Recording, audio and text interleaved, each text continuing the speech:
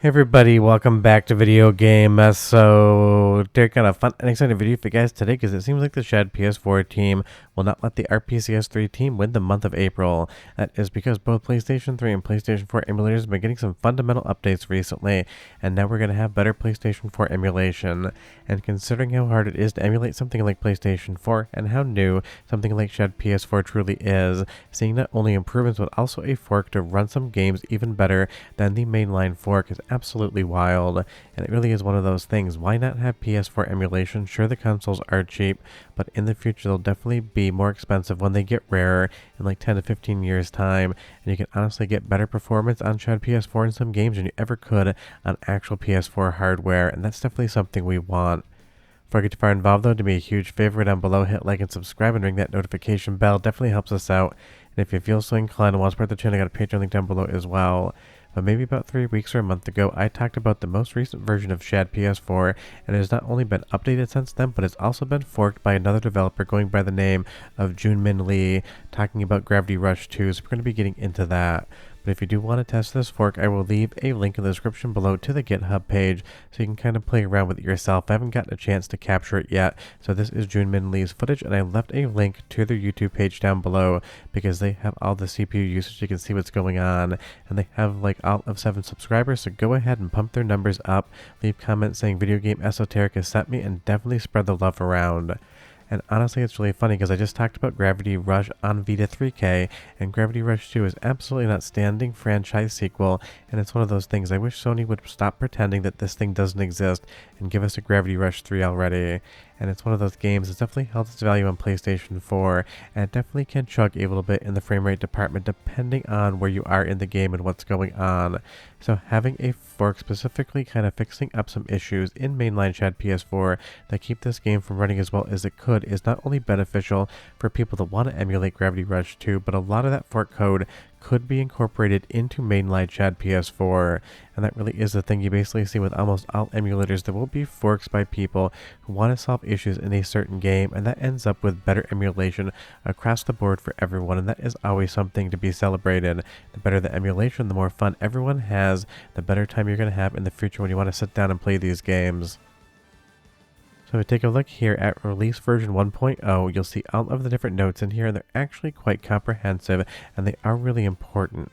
It's one of those things I'm going to go over some of the high level stuff. You can always read more of the GitHub notes, and even go through the code if it makes sense to you, so you can better understand what's actually happening. But the reality is this fork is specifically geared towards Gravity Rush 2, and you'll see here there's been code optimization to increase CPU performance, and that footage you just saw was being tested on a Z1 Extreme ROG Ally, which is not something like a massive gaming PC. Also actually tweak some of the rendering or shader compilation code. That way it's going to function better. But one of the number one things, and something I've had an issue with on ShadPS4 in the past, is that sometimes it will crash out. And you'll see here they're fixing race conditions. Basically, when you need to have things happen simultaneously, sometimes one thing will happen before it'll race to a conclusion, and that'll cause crashing or other stability issues. They've also fixed some of the code as well underlying the actual PlayStation 4 emulation. So if this can get folded back into mainline ShadPS4, it is going to benefit everyone.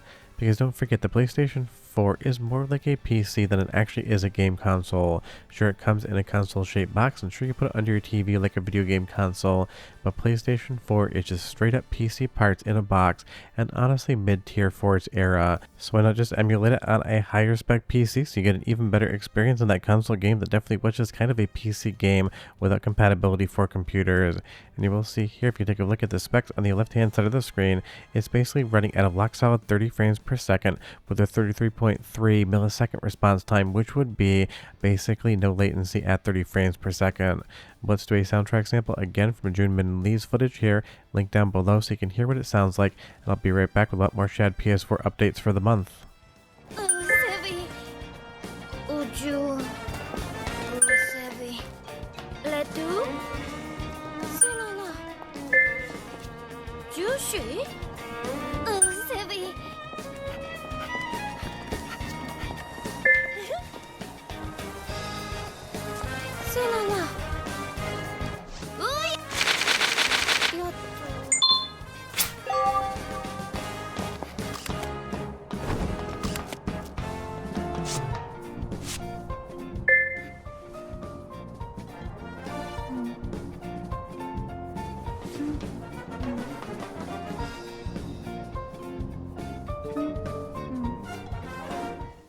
I mean, definitely sounds good to me, but let's move over to ShadPS4's website here, and I do love their blog because it talks about comprehensive changes and details every single one of them. And you'll see here it's currently at 0.15.1, and they're detailing what's going to be coming up in the 0.16 version of ShadPS4, but there's still a bunch of improvements here and a bunch of things coming down the line, including stuff like a new graphical user interface that is definitely more attractive looking than it used to be back in older versions of ShadPS4.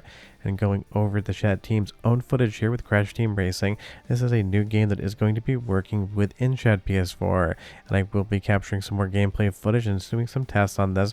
So if any particular game you want to see that you know ShadPS4 runs, leave me a comment down below. But again, it's one of those things, you're going to see more improvements on the ShadPS4 side of things and PlayStation 4 emulation in general, because honestly one of the hardest things is going from absolutely no code to getting a single game booting, and we've seen that in some time now. They do have a decent amount of games actually working, and the more games that work, the more you can actually refine them and then improve the emulation or even add components to get more titles stood up and then basically running on the emulator. It's one of those things, I still expect this thing to be in active development 2, 3, 4 years down the line, and they'll get to the point in time where you're getting close to that 99 to 100% bootable or playable status. These things are not fast, but it's definitely always exciting to see them. And again, the PlayStation 4 has a decent amount of exclusives that never left the console and would be great to play on PC, because again, the PlayStation 4 was no slouch as far as hardware was concerned, but also there was definitely still games on there that would not run at their frame rate that they were supposed to. It just would not basically hit that locked experience. And something like The Last Guardian, absolutely one of those games, even on the PlayStation 4 Pro, that was completely guilty of dropping frames, lagging, and basically giving you hell every once in a while. Which is really interesting because both Ico as well as Shadow of the Colossus did the exact same thing. Clearly the developers here, as well as the producers, prioritize storytelling and overall visuals versus the actual smooth running of the frame rate. And again, even in our current generation, PlayStation 5, Xbox Series X, games still don't seem to be able to 100% hit that 60 frame per second mark all the time, because it seems like developers, artists, publishers, and everybody else still wants to prioritize the prettiest looking game at the expense of it actually always running exactly as it should. And that's why emulation is so important, because suddenly a generation later, when you're able to emulate PlayStation 4 games, you can get them running at the actual frame rate that you wish they ran back when you had the console underneath your TVs. But again, I love all emulation. It truly is video game preservation. And one day, like I said, PlayStation 4 is 15, 20 years from now. A lot of them are going to be recycled. A lot of them are going to die. And for the most part, emulation is going to keep that entire console's library that never got ported anywhere else alive. Let's go into our next soundtrack sample from the ShadPS4 team in Crash Team Racing, because it has amazing music and it sounds great coming out of the most recent version of the emulator. But don't go anywhere because I still have some more details. You must have a boss key to open this door. You can race a boss after beating all 4 tracks in an area. Beat the boss in a boss race, and the key is your prize.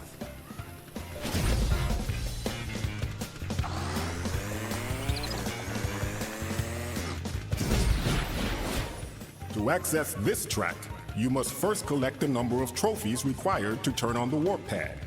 To get trophies, you must race other open tracks and come in first place. And that sounds like Crash Team Racing to me. And going back over to Gravity Rush 2 here, again, Junmin Lee's footage. I love how weird this game can be. Catch us running around the city, taking photographs of very particular looking people for this old man, so he can basically make himself happy. And you know full well what that is without me actually saying it. But it really is one of those things. I wish Sony would remember that Gravity Rush exists, because it seems like after they killed Japan Studio, they don't really know what to do with some of these franchises anymore, because they keep making games. They want to send 10 million copies out into the world. They're not happy anymore with AA games that can sell a couple million copies. That just bums me out. And it is one of those things. Junmin Lee's footage here showing pre-release 15.1, which I've been talking about, versus their fork. You're going to see, if you take a look at the frame counter, it is just more stable performance. So hopefully this actually gets incorporated into the mainline fork of something like ShadPS4, because better performance, less crashing means everybody wins. So again, if you want to check this fork out for Gravity Rush 2, the link is in the description below, and maybe I'll do an exclusive video on it if you guys want to see that. So leave me a comment down below and you tell me what you want to see out of ShadPS4 videos in the future. But short of that, we are done. Hope you enjoyed the video, and I'll see you next time. Bye bye.